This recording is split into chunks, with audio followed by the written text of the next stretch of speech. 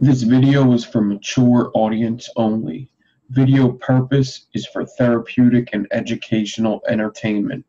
I use adult language and talk about adult subjects.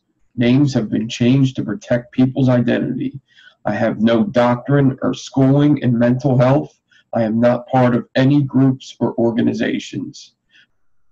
But I have years of active addiction under my belt, as well as years of clean time and time in group and one-on-one therapy.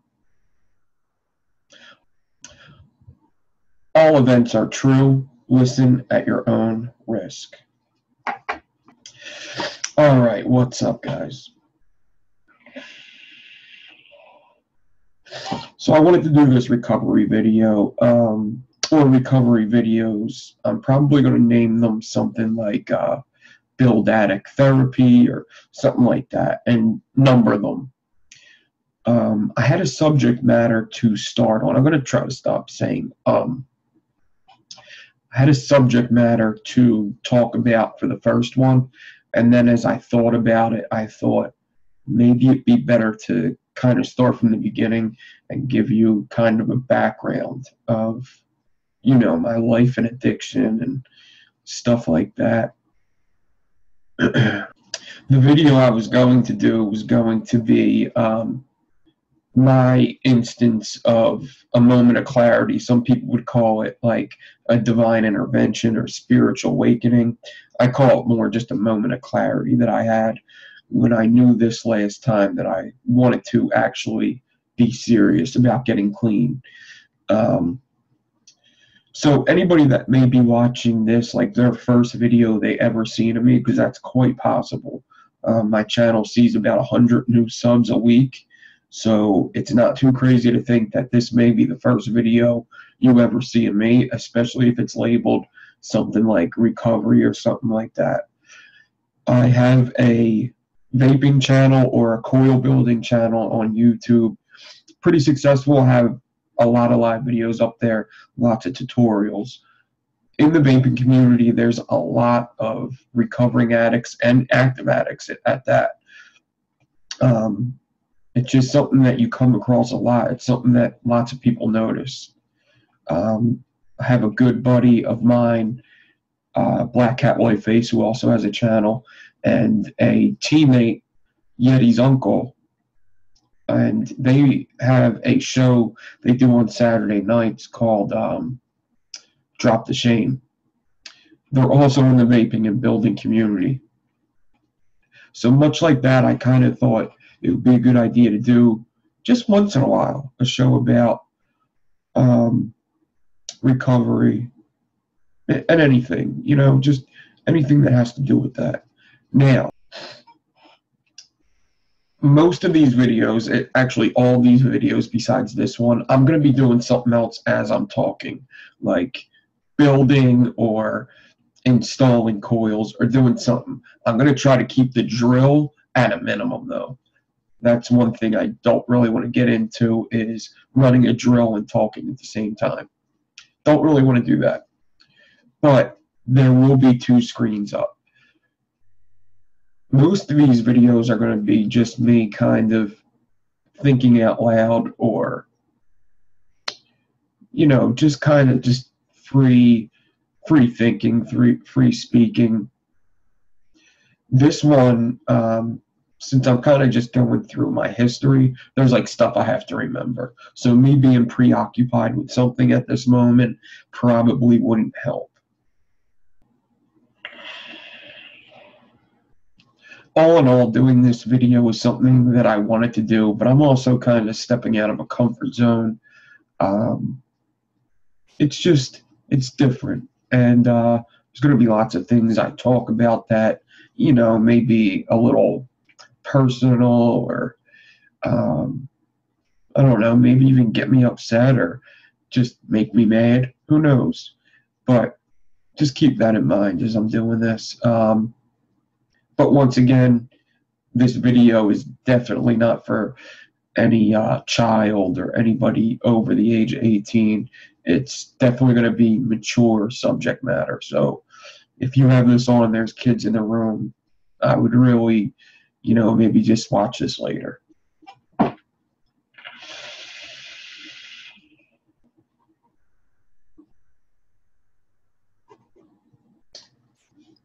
So this video, as it's something that I want to do, it's also something that was inspired by people asking for it. And there's also a podcast that I really enjoy. It's not a recovery podcast. The person that does it is in recovery, but it's this past weekend with theropy. He's a comedian, and he does a podcast that I just really enjoy. And he just talks about things he's thinking, and he's just a really open thinker. It's just, plus he's a comedian, extremely funny. It's a good podcast. But I really like what he does. I like how the podcast goes, and I enjoy it. So it might be something you want to check out this past weekend. But other than that, I'm just going to get started on this video. I thought I would start from, when I was thinking about it, I would start from just my active using, when I started doing drugs or anything around that area. But I figured, maybe I should just start from the beginning so you kind of understand, and you'll see why I chose to do that. Now, as I'm going through my whole story, there's going to be things that I skip, and that's okay. I'm going to treat this more as if I'm sitting in a certain room with people, telling them my addiction story. Sometimes you miss stuff. It's stuff that we could go back to. There's some stuff that I could go into way bigger detail, but that could be saved for later. I'm basically going to go through my whole life up to this moment in just a short little timeline. Obviously, other videos, I'm going to have to go back and fill in the gaps a little bit. If that's what type of video it is. Sometimes I may just talk about some kind of subject I have. I don't know. Either way, it's just a very little strict timeline I have here just to explain my addiction, recovery, relapse, addiction, recovery, all in one video. Just so you get a basic idea, so when I go on to the next videos, you kind of know where I'm coming from. So I was born in United States, Philadelphia, PA. I'm fourth generation Philadelphian, which when I was born, that was pretty rare. Pretty rare to be fourth generation. I was born 1983, and my mother is 100% Polish, 100%. Father, don't know what the fuck he is. At the age of 3, my mother and father divorced, and I've never seen my father ever again, ever.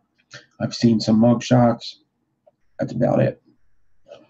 Other than that, we had a fairly big family, fairly big Polish family. I had 5 aunts and uncles, 4 uncles, 1 aunt, and then my mother. We had about 18 grandkids in the family. I was the oldest. My grandmother was awesome. One of my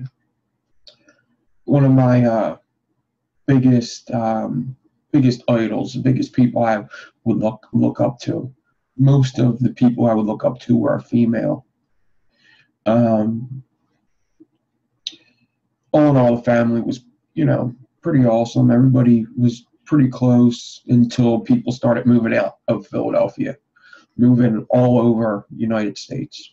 There's me and my mom that live in Philadelphia still, and one other uncle and his kids that still live in Philadelphia. Everybody else around the world. My mom's youngest brother. My mom was the youngest of the family. I was the oldest of the grandkids. My godfather was my mom's youngest brother, and all in all, he was between 3 and up until he also disappeared. He was somebody I looked up to, somebody that I definitely look back and say, you know, out of all my uncles, he's most like me. Only uncle that had tattoos, was in a band, cool as hell, always played with me. I used to go to his house after school. His wife used to watch me, and I remember just being ecstatic when he came home because he would just do cool shit, and you know, he just had a good attitude. He was very different from everybody else in my family besides my mom. My mom was also pretty cool lady, pretty cool. Still is. But eventually he left the family for reasons I don't know. Obviously, it had something to do with his brothers. It may have had something to do with somebody marrying somebody else. I don't know. Either way, after a while, he was gone. My mom did remarry. She met somebody else when I was about 5. Remarried him about 7 years later. After they remarried, he ended up adopting me. Good guy. We haven't always seen eye to eye throughout our whole life, and I remember not really ever feeling. I almost felt like, when I look back, almost like I was just baggage. And that may not be true. That may just be what I felt. But I felt as though it was almost like, I know he loves my mom, loved my mom, but maybe I was just baggage. And that might have just been how I felt because of how males came and went in my life. So who knows? Who knows? That could be very much so not true. That's how I felt.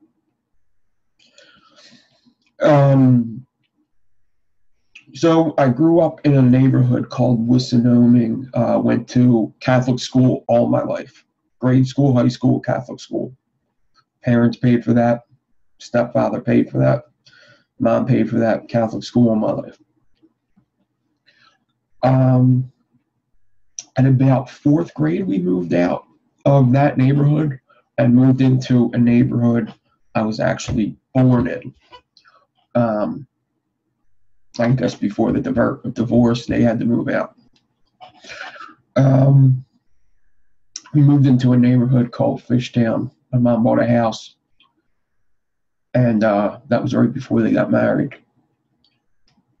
Fishtown was a neighborhood that they said was coming up, but it wasn't always the best neighborhood, but it was predominantly white, and it was fucking prejudiced.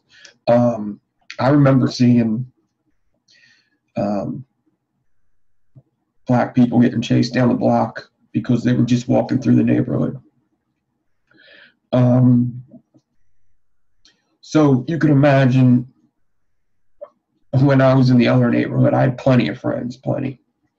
Even my cousin lived around the block. We were days apart in age. He was the second oldest in the family. Had a bunch of friends that we had to move away from, so I had to make new friends in this new neighborhood. The school I went to wasn't too accepting. So across the street from me lived twin brothers. And the twin brothers were half black, but in this neighborhood, they might as well have been full black. So not only am I the new kid, but I'm the kid that hangs out with the other kids that aren't really accepted either.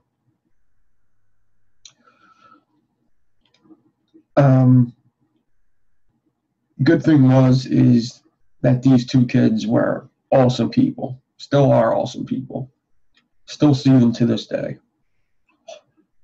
Also, what's awesome is I'm in an all-white neighborhood, and for any of you that don't know, black people usually are better at sports, and I was the white kid that only played sports with the black kids. So when I went to an all-white school in high school, I had an upper upper edge. I was always athletic, always loved sports. In addition to moving to this neighborhood, I met another kid, white kid, and he ended up just being my best friend. We did a lot together, everything, including like first drugs, first smoking, first drinking, all that. Still to this day, one of my best friends, I could say.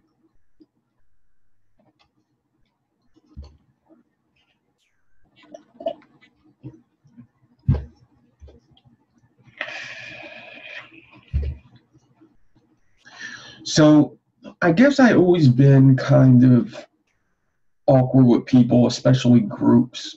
I always remember school being something I didn't like to go to. I like to just come home and drift away in my imagination. Even at school, I would be a space cowboy. Um, but all in all, I've always had friends, and yeah. So I guess in high school is where I started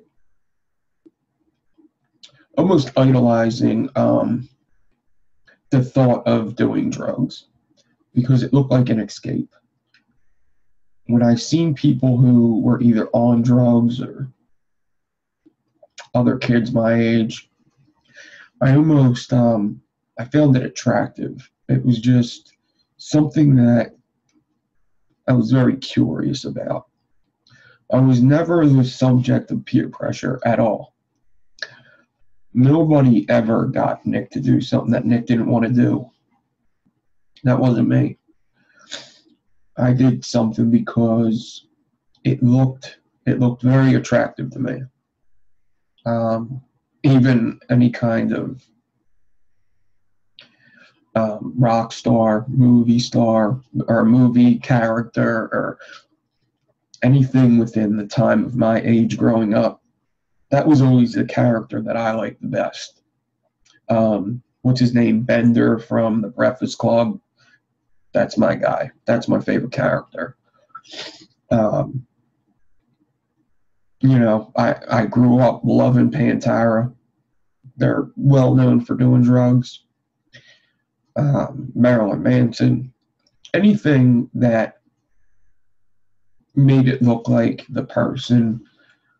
It almost was like they knew something I didn't know, or they felt something I've never felt. Or they always felt comfortable after they did some sort of drug. That's what was attractive to me.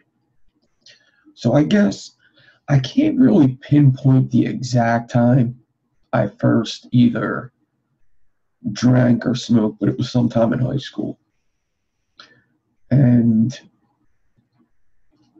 I remember the first time I smoked, and yes, I got high.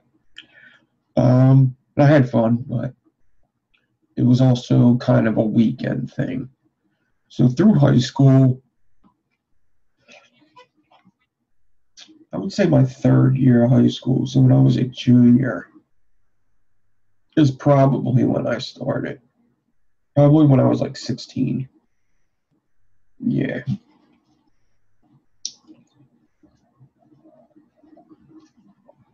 Yeah. So, anyway.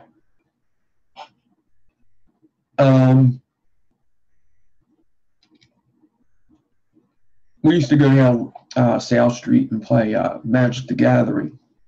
And I guess we met somebody that was able to either get weed or had weed, and that was like the first time I tried it. I'm sure that there was some kind of instance where the first time I drank was probably just sleeping over somebody's house and sneaking liquor out the cabinet.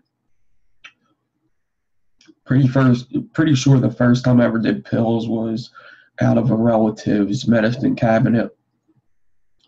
It would have been Xanax. Alprazolam would be the name on it. That would be the generic. It was just a weekend thing, you know. I would do it on the weekends, have fun, as kids do. Nothing really crazy. Um, I guess senior year is when sometimes I would go to school and either smoke before school, or at that point, I've tried Percocets.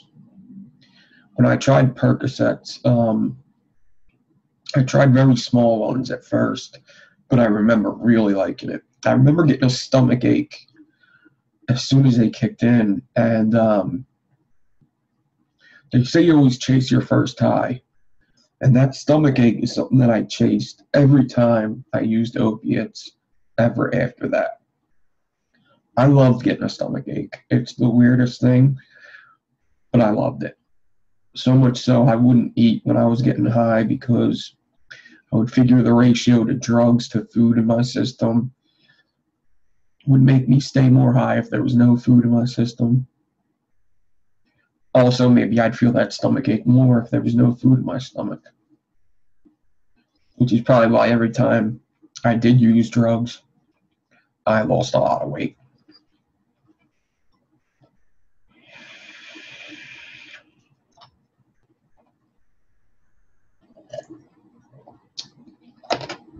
So I guess around senior year, um, I was able to try a Oxycontin, a 160 in school that was split in half. So the time release was broken, and I just swallowed it. So it was an Oxy 80 in theory. And I did it in school. I remember that. I didn't even have to pay for that one, which it would have been expensive.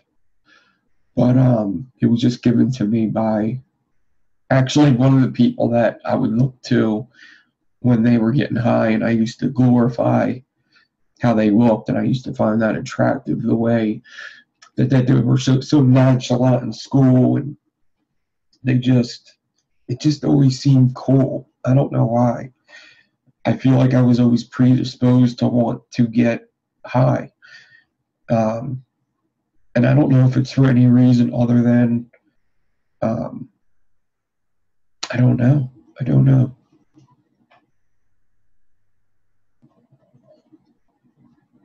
Most people will say peer pressure is why. And I wonder if it is some sort of peer pressure, but I don't think it is. I think it's more something about not being comfortable with the situation I was in, or being comfortable with myself. I don't know. But I knew why I continued to do it, and it's because I fucking loved it. Excuse me. So that first Oxycontin, man, it knocked me the fuck out, but I remember feeling every second of it. It felt like everything was okay. It just, Oxycontin is just, that was the first thing I really fell in love with, besides maybe weed. But Oxy was just something different. It was warm. It felt like you were always getting hugged. It just, I could glorify it all day, but the truth is, the downfalls are much, much worse. And I think that's why lots of people stay addicted, is because they always think of the good sides. They don't ever put the bad sides first, when really you're going to be feeling the negative effects way longer. So after high school, Oxycontins became huge in Fishtown. People were dying off of them. There was an MTV, kind of like an after-school program. Excuse me.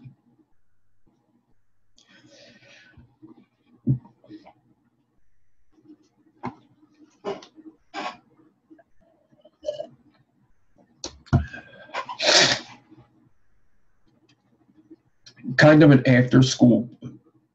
There was an MTV kind of after-school program where they talked about Oxycontin, the new drug on the street. I think they would call it like the rich man's dope, or maybe it was the poor man's dope. I forget. But they actually filmed it in Fishtown and Port Richmond, and they actually named that area of Philadelphia the Oxy capital of the world at the time. This had to be 2000, 2001. So Oxys became huge in my area, in Fishtown, everywhere around there, not just Fishtown, everywhere in Philly. Just Oxys were humongous. They were just a huge thing. Eventually, it was just a matter of no time that I was addicted to Oxycontin. Kept that addiction for about 2.5 years, an everyday habit. Eventually, even before the end of my addiction, I was pretty entwined with anything drugs. Before Oxys, I would experiment with anything and everything. You name the drug, and I've done it. I've done ecstasy, acid, mushrooms, any kind of pill you can imagine. Coke, heroin, everything. I always wanted to try everything. I always had an open mind, always kind of a free spirit. I wanted to try everything. Wanted to see what my favorite was. And just was curious, really. Just was curious, just wanted to have fun. Most of the time it was all about having fun. So, to a certain point, I was starting to sell drugs, different kinds of drugs, mostly weed. Eventually, I was able to get a prescription to Xanax, which I almost never sold. Xanax was also a big addiction of mine, something I didn't know until I was actually told that was the reason why I was withdrawing the way I was. So anyway, throughout my active addiction to oxys, I would do different drugs. Eventually, when I wasn't able to get the drugs, I would get very violent. I would very angry. I was always an angry person. I was one or the other. I was either fun and happy or angry as shit. I always wore my emotions on my sleeve.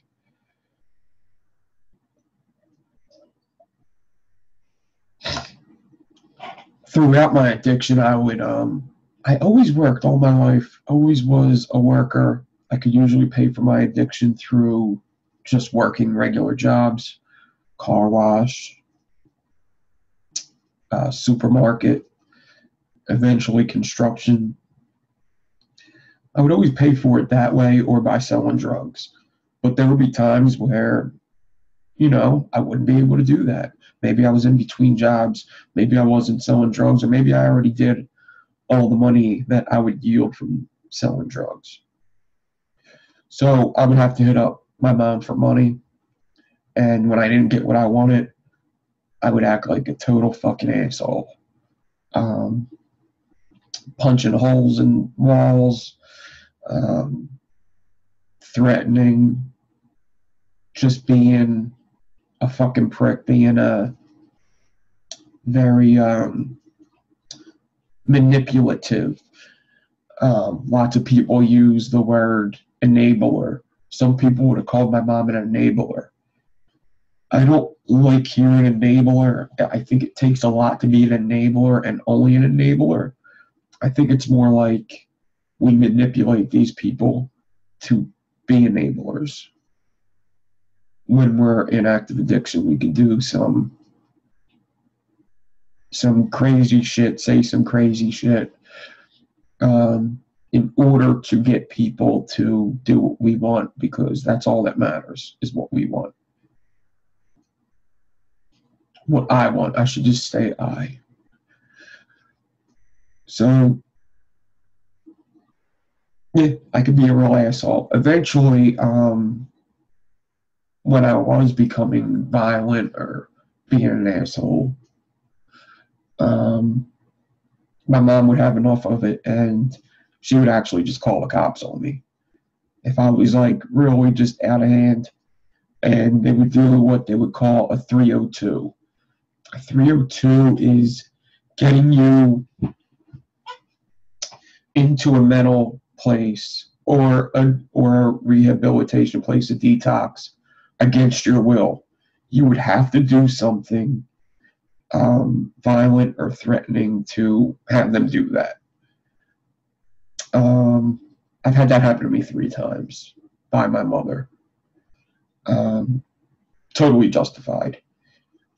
But in my addiction, it just made me madder at her. So eventually I knew I had to move out, even though that wasn't really the case. It was really, I had to get clean. But eventually I moved out, which she helped me with financially to move out. So eventually I also got arrested for the first time. It was a pretty hefty,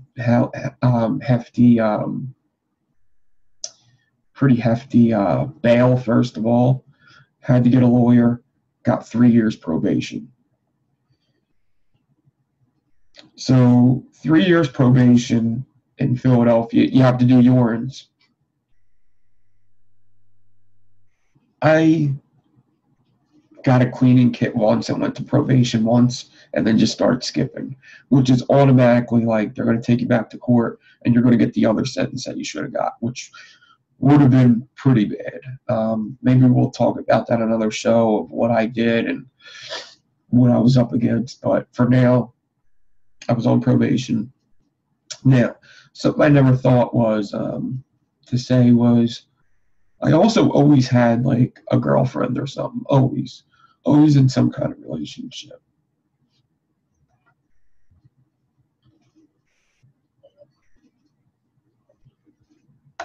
Now, oxy addiction, it fucks with you in so many ways. It can fuck with your head, fuck with your body. And I guess at the age of 21, because of my drug use, I was starting to have ED. I was starting to not be able to perform any kind of sex at all because of my drug use. And I knew it was. And actually, eventually, I definitely knew what it was when I got clean. So, erectile dysfunction at 21, when never had a problem. So, between that, getting locked up in probation, doing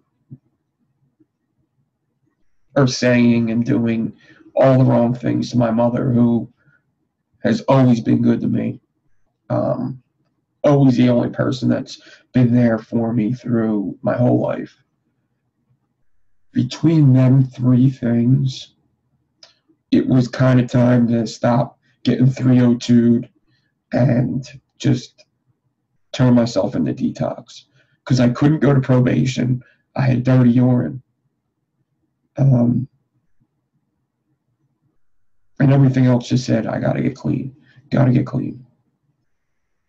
So I went off the rehab. I took a couple oxys with me. By then I was snorting them. Like after like a couple months in, you just start snorting oxys. You don't do. Oh, and a little before I went away, I started testing heroin, which was never as good as oxys. Oxys were just that good.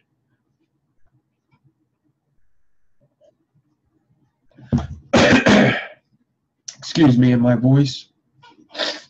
So I went to rehab and I did good. I went from 90 days.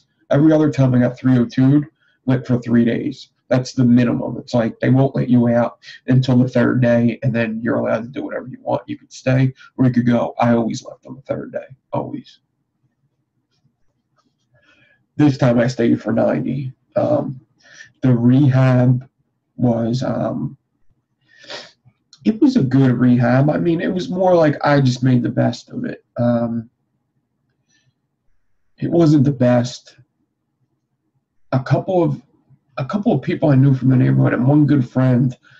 When I went away, my one good friend came with me, which I didn't enjoy too much, but he actually did good. I thought that it would not be good if two people who were using together would be in rehab together. So, oh, one more thing. So the girlfriend I had before I went the first time was actually my daughter's mom. She went away when I went away. She just left the state, went to go stay with a family member to go get clean. So the rehab I went to was a methadone treatment rehab. After that, after the 90 days, they set you up for a methadone program, an outpatient methadone program. We have a bunch of them in Philly. They're pretty big in Philly. They're a big thing. There's a lot in Philly right now. They all take welfare insurance. This one back in the day took regular insurance. I was able to use regular insurance for this one. So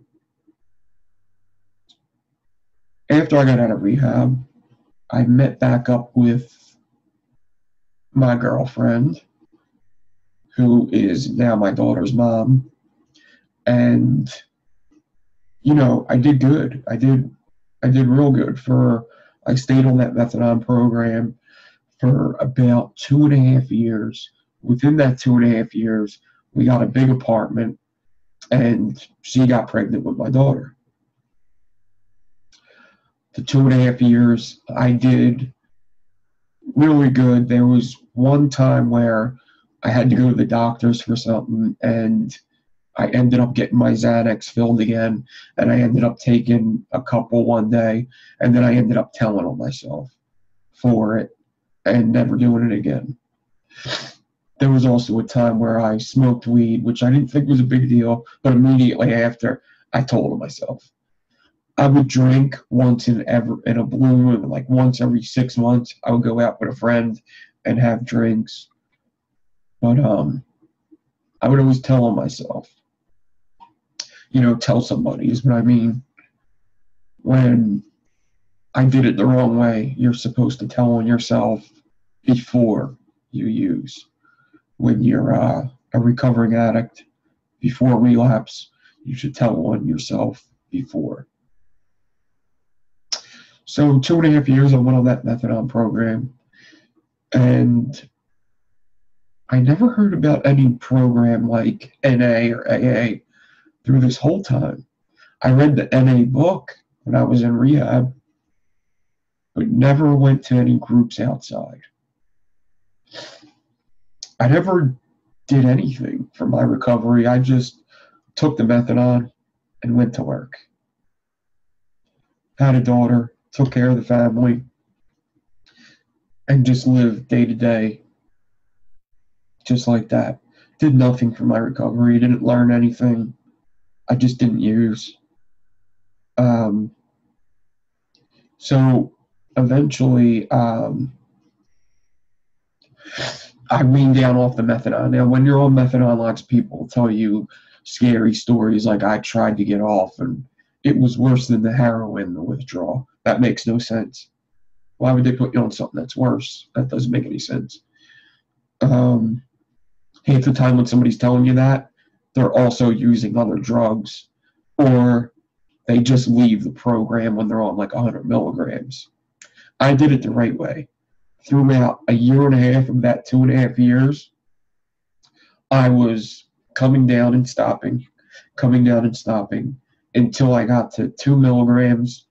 And after a week of taking 2 milligrams, I just stopped going. I had another at least 2.5 years after that where I didn't use at all. Nothing. I would go and drink once in a blue just like I was doing before, like literally 3 times a year. I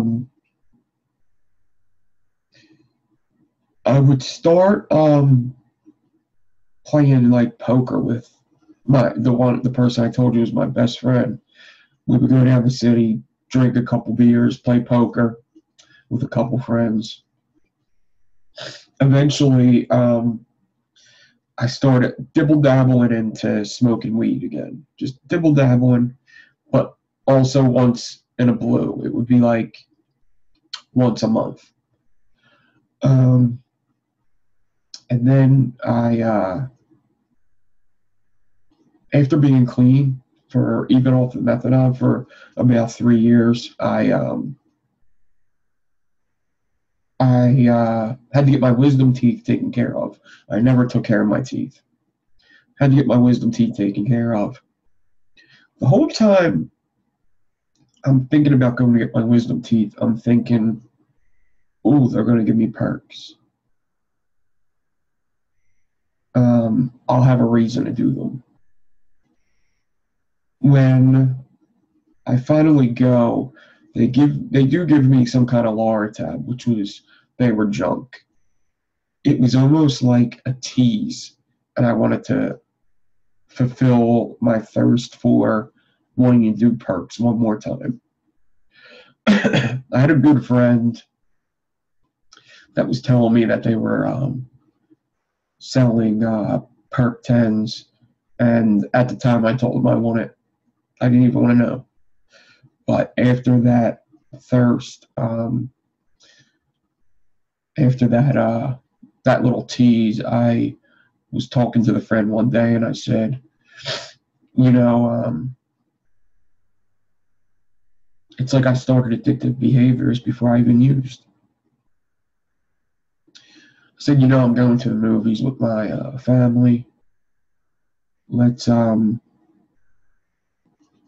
and something came up in conversation that a doctor gave him Percocet 10s, a dentist gave him Percocet 10s. I was like, I got to know that dentist. I was like, until then, let me get one. Those ain't Perc 10s. I don't believe that a dentist gave you them. That's ridiculous that a dentist would give you them. He's like, maybe they're not Perc 10s. So I said, give me one. I'll let you know. And they were even like, are you sure? I said, yeah. See, I'm known as being very headstrong, and when I do good, I do very good. And so people don't really second guess me when I say something because they think that I just got it. That almost I'm different. And I think almost I'm different sometimes. That I'm indestructible when that's really not the case. So I took that Perc 10, went to the movies. We seen Alice in Wonderland, the Johnny Depp one.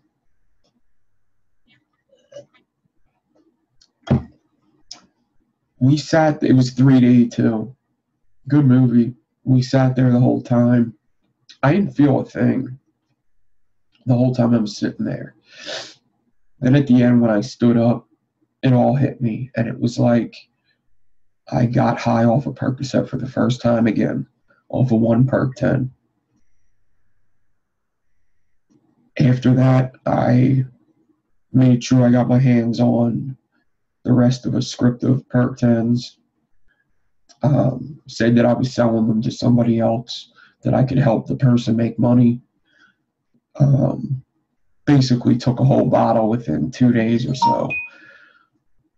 I was able to be taking one at a time. And now at this time, this is like 2008, 2009. Roxy's were big, the Perc 30s and Perc 15s. And when you started them, those were awesome. I could chop them up and snort them, all that. But man, did they suck. After a while, you could take 20 of them things and feel like you only took one, or maybe feel nothing. So for about a good 3 years, I was in active addiction again, and I end up losing the apartment we live in, basically becoming homeless, um, leaving my job that I had for 7 years at the time. Good job. It's actually the job I have now. Um, End up damn near ruining the relationship between um, me and my daughter's mother. I mean, to this day, right now, we are not together, and we never will be. And it's not all because of my addiction, but it obviously played a big part. Um,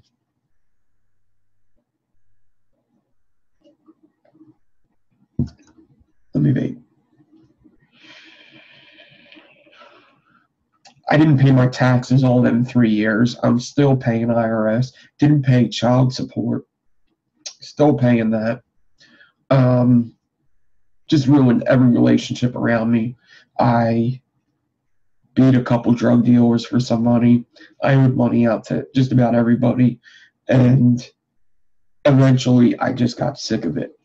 Now, at this time that I got sick of it, I'm pretty much fucked. Everything that I made back from the first time, I fucking got rid of, destroyed, sold, whatever I had to do to make sure that I kept getting high.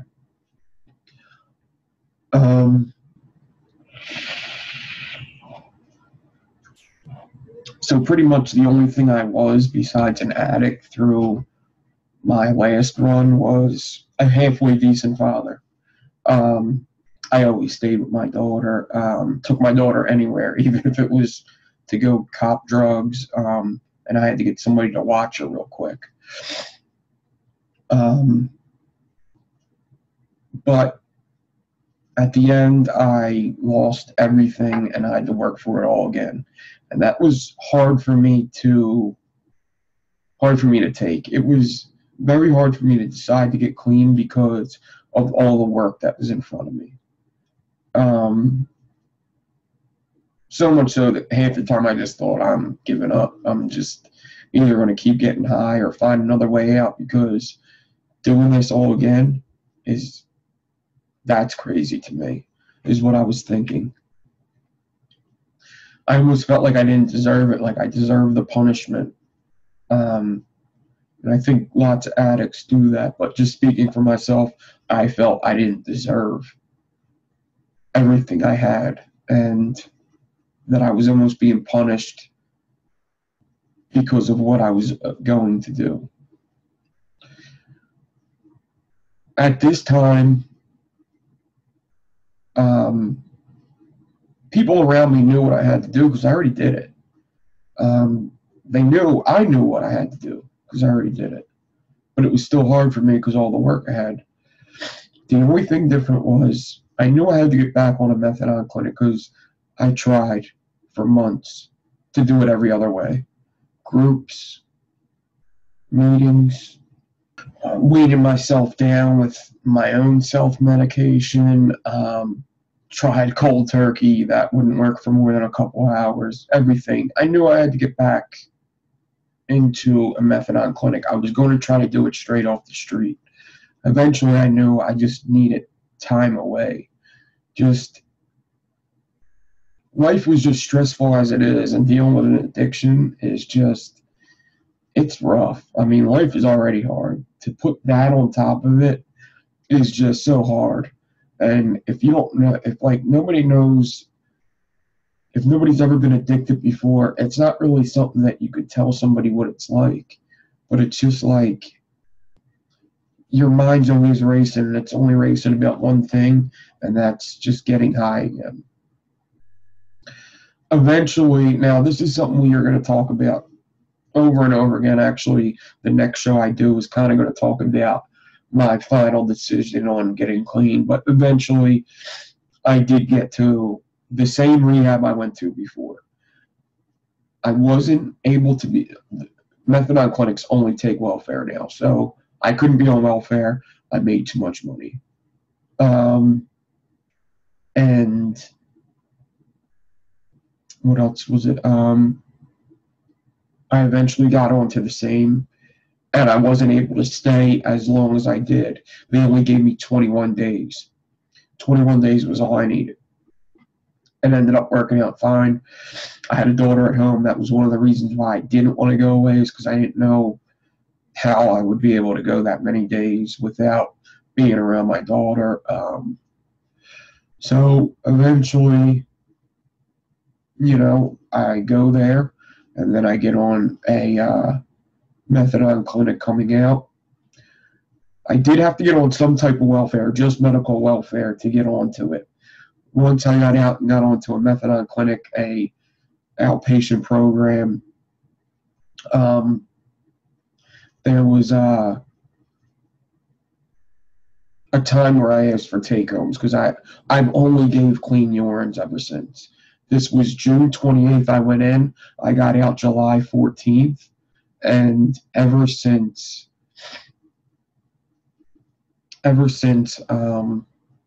then, I've gave nothing but clean urines to everybody. When I finally got on this one clinic, take-home bottles are when you're on a methadone clinic, you have to go there every day. But if you stay clean, they award you by giving you a bottle, which means that's one day you don't have to come in. The clinic I was on was known for people going outside and selling the bottles right away so they could go get high. It was very hard to get bottles. My case was different because I had therapists. My therapist there was vouching for me. Everybody there was vouching for me. The nurses, everybody. The director said, if you want take-home bottles, you need a reason. Are you working? Because you're on welfare. I said, yes. She said, do you have proof? I said, I could bring in my taxes. I brought in my taxes. She said, you make way too much to be on welfare. We need to transfer you, first of all, because you can't even be on this clinic, period. They end up transferring me to a new clinic, a clinic that now just takes cash. There's no insurance involved. You can't be on regular private insurance and get methadone in Philadelphia, or PA at that, I think. Definitely not Philadelphia. So it's either welfare insurance and not have a job, or pay cash. I went with pay cash. To this day, I've still given no dirty urines, and I get 6 bottles a week. So I only have to go there 4 times a month. I am currently weaning down off of it. I started at 135 milligrams when I got out of rehab. I'm down to 50 now, and I'm just on my way out. I'm kind of done with it. I'm just done going. I don't think I need it anymore. I've taken my time. I mean, it's taken my time. It's been about 5 years. I've been through all the therapies, group therapy a week, one-on-one therapy every other week. I've been through so many therapies throughout my life. It's crazy. When I was in rehab, I thought I was going to come out and be a counselor. I really took a liking to one of the counselors in rehab because he was making the best out of a shitty situation, and he was really good at his job.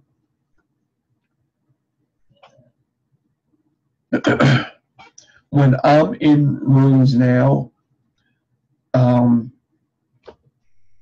don't want to say this without sounding too big-headed, but people tell me they look up to what I say. They listen when I talk, when I'm in one-on-one sessions. Me and the therapist hardly talk about me. We talk about therapy and how people act and stuff like that. It's just, I guess maybe I just been too smart for my own good sometimes. I feel like I know how people behave based on what I've been through. It's also just, I've been in therapy a lot. I mean, it's just, I listened and I learned, and luckily I was listening and learning to people that made sense and knew what they were talking about. So now to this day we're here, and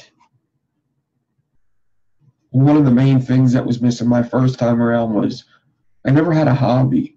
I actually got bored of my life. Like just going to work, coming home, going to work, coming home, going to the methadone clinic, going to work, coming home. It was also repetitive. I looked forward to nothing besides family. So when family gets rough, what the fuck do? You have nothing to look forward to. I never went on vacation, never been outside Philly. I would look forward to watching TV and maybe playing some video games. That's about it. There was nothing to look forward to other than going out and drinking with my friends once a month or something. You need a hobby. You need something to keep that addictive personality at bay, because we're not just addicted to drugs. We have an addictive personality. We get to get addicted to anything. You're going to get addicted to pitching quarters on a corner. You can get addicted to building coils, to some people to video games, to fishing, to golfing, to welding, to jewelry making, to looming, to anything, to juice making, anything. You need to find something that's healthy for you, though. You can't be addicted to something that's bad for you, like gambling, drugs, anything like that. So I take this thing as something that's important in my life. And if I didn't do it, I would find another hobby and make sure I had another hobby that I enjoyed. So other than that, that's pretty much everything I wanted to go over. I think I hit damn near everything. I think I did a good job. Other than this fucking throat. Fuck this throat. And this fucking hair. So maybe we can have fun with these things. This one is just, I had to hit subjects. I wanted to let you guys know where I'm coming from. How I grew up and where I grew up, what I did, how I got to this point. Just a basic overview. We can fill in the blanks later. Because there's a couple things. I break my life down in almost like a 10-year timeline from 1 to about 12 when I lived in the other neighborhood and there was no drugs, from 12 to about 21, which was my first active addiction, from 22 to damn near 30, which was my clean time and relapse, and then from 30 to 35 now, where I'm clean. So, I hope this helped, or you found it at least interesting. It is stepping out of a comfort zone for me, so it's just, it's good therapy for everybody. When you say something out loud, it makes it true. And that's one big thing about therapy, especially one-on-one counseling, is most of the time the therapist doesn't have to say anything. It's you talking out loud. People almost solve their own problems when they hear it said out loud. If you're thinking something ridiculous and you say it out loud, you hear how ridiculous it is. And you can almost solve that problem all by yourself. I used to sit in therapy and be like, I don't know why I started using drugs, or what my underlining subject, why I guess my underlining subject was blah, blah, blah. When you say things out loud, it makes it real. Just thinking about it isn't always good enough. Meditation is awesome, but when you say things out loud, it's very different. It makes it more real, especially when there's an audience. That's all I got. I hope this wasn't too long. I have no idea how long this is. I hope it wasn't too long, but I'm going to go edit it now. I got some editing to do on this and get it out. I hope I get it out the night that I do it. Other than that, I'm going to try to do these at least once a month, but the other one, I'm going to do that like very, very soon, maybe even by Saturday. So we'll see. Let me know how you like it. If Even if you don't like it, if you don't think it's good for this channel, or not good for this channel, I don't care what you think, the health of my channel, but maybe you think this isn't the place, even though I think it is. It doesn't mean I'm going to change anything, but let me know, negative or positive. There's a good way of, there's constructive criticism, and there's just being a troll and a dick. Don't be a troll and a dick. All right? Everybody have a good day. There's so many people in this community that are going through the same thing you're going through if you're still in active addiction or if you're in recovery. So never be afraid to just open up and speak. That's a big problem with people. You need to open up and tell people how you're feeling. Tell people what you're thinking, especially if it's something that's going to be dangerous to you or something that might help somebody else. I'm out. Have a nice day, nice night, nice week, whatever you want to have. Hit like, subscribe, comment, whatever. I will try to hit every comment in this video. This video is very different from the others. Once again, this is going to be the first episode. I will number them, so if you're going back and watching them, I would definitely start here every time. I shouldn't say that at the end of this video because that makes no sense. You already watched it. I'm out of here. I'm talking too much. I'm rambling. Peace out.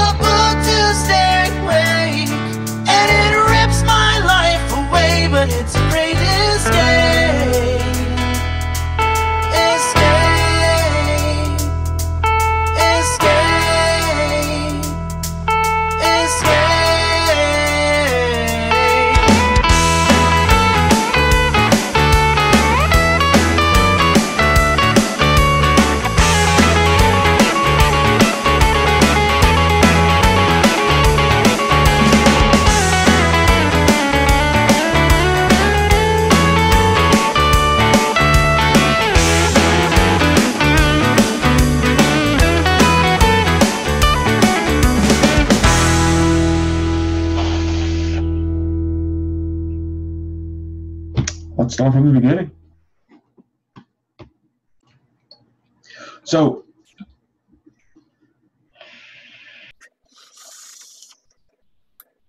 there will be cutscenes in this video just to save time, maybe to fix a mistake, anything like that. That's why you do pre-recordings. In this video, I'm going to try to keep as quickly as possible, but still try to hit every point I need to hit.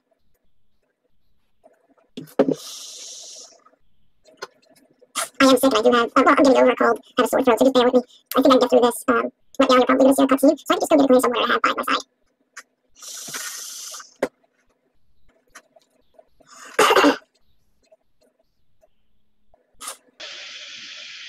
Peace out.